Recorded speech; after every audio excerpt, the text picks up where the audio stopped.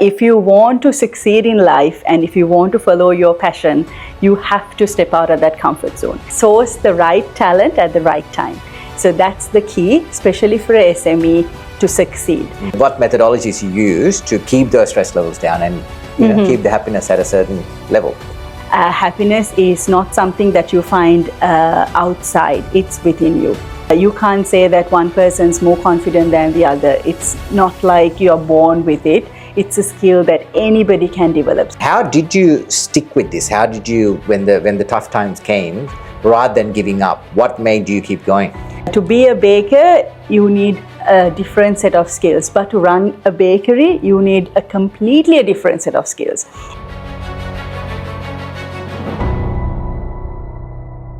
Welcome to Talk with Jay by Udawwa.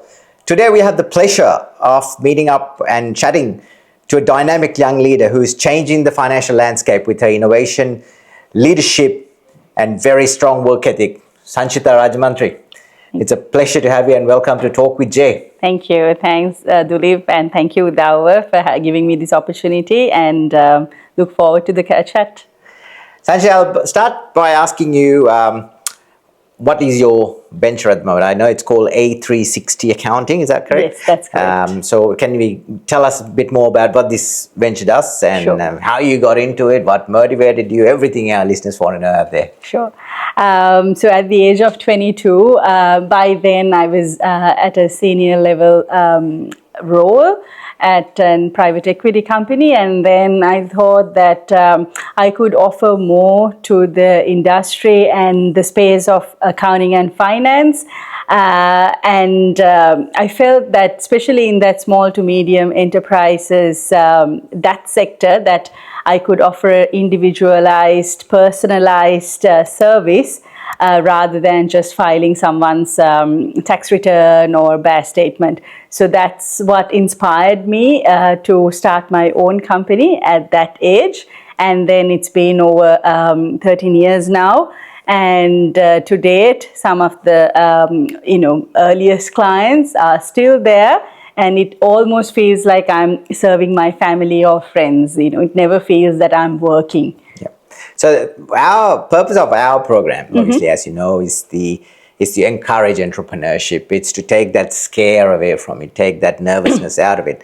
So prior to you commencing your thing, you would have had something that inspired you, or a few things that inspired you, and also there would have been nervous moments and feelings about taking this journey, giving up what you're doing or stopping whatever that you were doing. Yes. So we want to hear from the horse's mouth. We want to hear why did you and how did you take this dynamic step to come and do what you've done? Well, as I told you earlier, the initial thought was that I wanted to offer something more to the industry in a more of a creative manner. And I felt that there was a gap where all the accounting firms I've stepped into, they're just focusing on filing a tax return and wasn't giving much of a value to the person's life overall. So I wanted to start something where I could offer a value-adding service by uplifting their lifestyle and also giving them that freedom of time, or if the client wants to, say, spend quality time overseas or expand into a new venture, whatever that may be, I wanted to help that client come out of their comfort zone and, dive into other areas where that wouldn't have been possible if they didn't organize their finance as well. Thank you for that intro, Sanchi. Obviously, it sounds like you've taken some risks there, which is part of our program. Is we are encouraging our listeners to do that. As we mentioned, this is the youngest CPA holder in Australia that we are talking to. And certainly at the time when you achieved that qualification, you were the youngest CPA holder in Australia. We believe that's still the case with you. If not, you were definitely at the time, you were the youngest CPA holder in Australia. So, the steps you've taken, people out there would be wondering, those who would be interested in becoming an entrepreneur would be wondering, how is she going right now? What is the level of business that she's achieving, and how is she operating? And I would like to ask you, what is the current level of business? What is the operation like? And what are some of your major achievements in your career so far? When I first started my degree, I never thought that as an accountant or a finance professional that you could directly create an impact into people's lives. But I have noticed over the years, I've been fortunate enough to get the opportunity to lead some of Australia's major funding projects, including the NDSS, or at one point I was leading the Positive Start program for the Victorian government, where we sent over 100,000 disadvantaged children on camp programs. And those kind of programs and initiatives I've been able to lead over the years have really helped me realize that it's not just an accounting role anymore. I make such an impact, not just to the people around me, but all those people who are benefiting from these kind of funding and grant managements, and also the wider community. So that has been the biggest achievement for me. And especially when I was doing the Positive Start program, I used to get letters from these children who went to camps, and that changed their lives. Some were saying it was a Victorian-based program, but these kids have never seen buildings or never been to Melbourne. So they were excited to even go on an escalator in Southern Cross Station. And some kids were saying that because of the program, they are no longer thinking or entertaining the idea of suicide. And some were saying this was the first time that they were able to get out of the house and experience an outdoor activity. So then these kind of positive feedback I've received personally by our recipients, as well as some of the businesses were saying how much the program and the grant management changed their lives, where they were about to go into bankruptcy, but this kind of a program and the support that we've been able to give has changed their lives. So I'm very proud to say that even as a finance professional, that we are trying to provide that wider impact to the community, rather than just trying to fulfill a job or get a paycheck at the end of the month. Very inspiring to hear. For our listeners out there, I think the fact that you've not only just built a business and started earning revenue for it and lots of it, you've given that back to the community. You've done your part to the community, and you're still thinking of your social responsibility as a venture as well, which is very inspiring to see. So we hope that you can continue that good work. Thank you.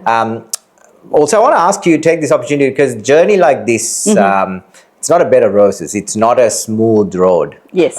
To your success and where you've become, and probably where you have to go as well from this point.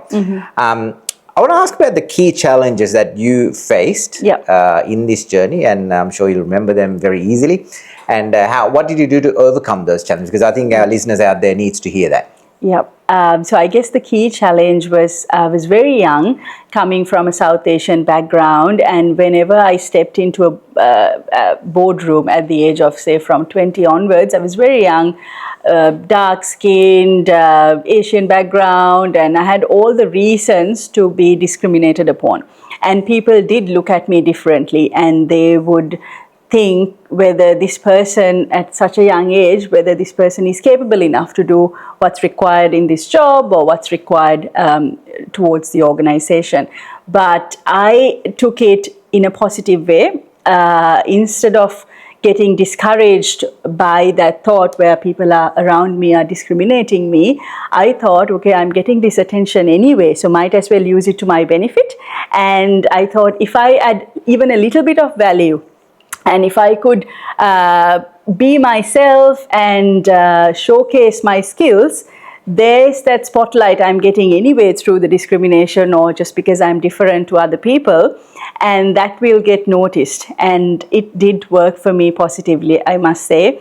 Everywhere I go, they then recognized whatever I brought to the table, and they really appreciated that skill set and the knowledge I brought to any organization or any project I was involved in, which I'm very grateful for that opportunity. And I must say to the listeners that you should always try to look at the positive side of any challenge you might face and never take it as a challenge. Don't be discouraged by the challenges you might face in your life. Rather, take it positively and face them with a smile. And that will be eventually your key reason why you would be successful at the end of the day.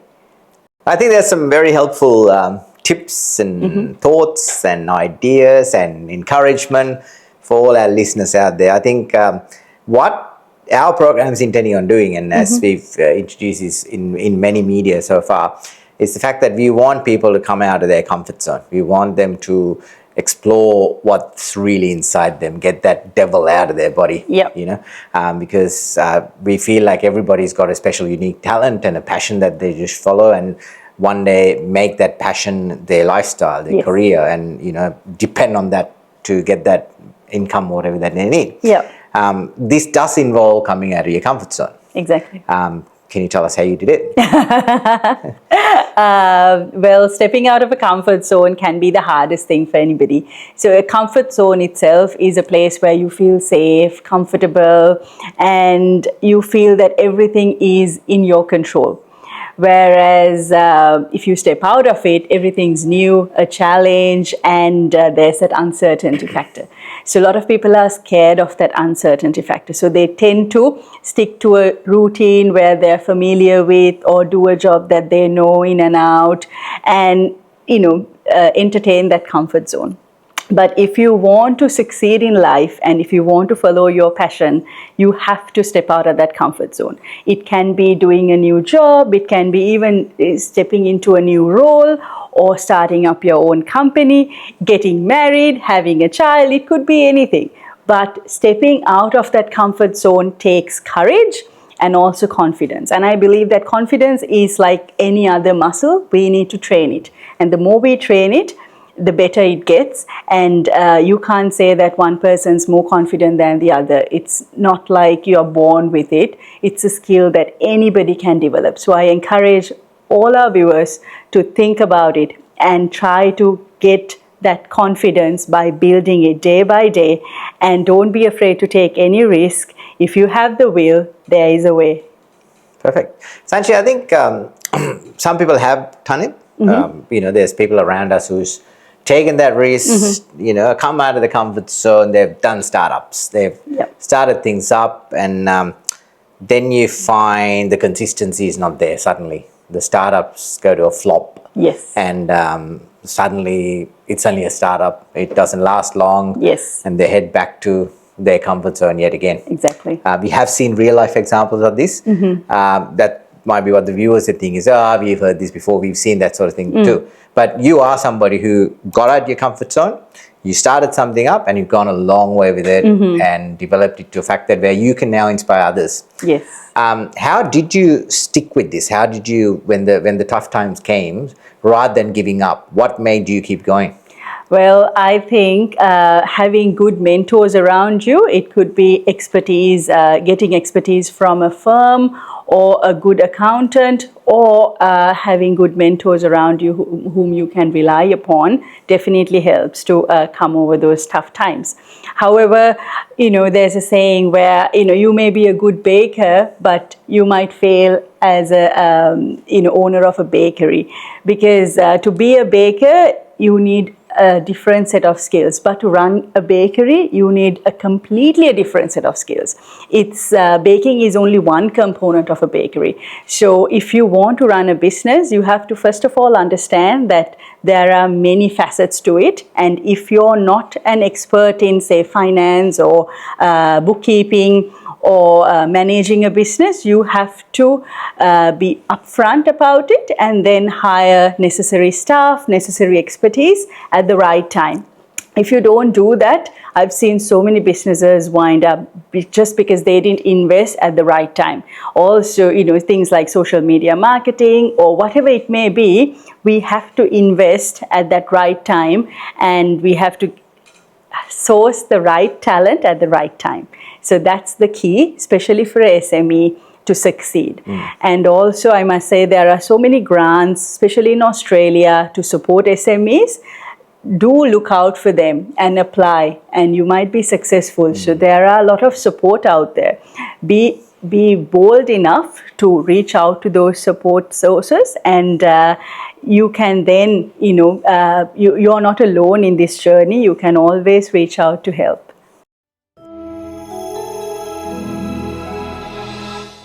So one of the interesting, you mentioned about support sources, and one of the purpose of the support sources being there is to reduce the level of stress. Exactly. Or reduce or increase the level of happiness that you have within the business. They're not the support services can do so much. There are other things as an entrepreneur that I'm sure you did to keep those stress levels down at a manageable level. Exactly. There's always stress in business, but and also how to keep your happiness levels up while you're doing all this, because there's such a big uncertainty about all of this that you've done.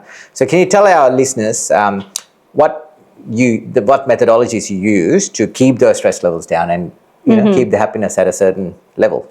Well, I guess whether you're running a business or even if you're a housewife or we work for somebody, we do juggle many things in today's life. It could be managing your household, to looking after kids, to working or running your own company and then taking care of your extended family, or it could be anything.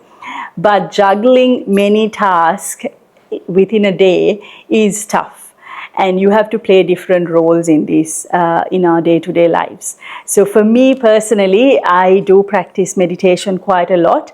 And by meditation, I mean I try to be in this moment and practice mindfulness as much as possible.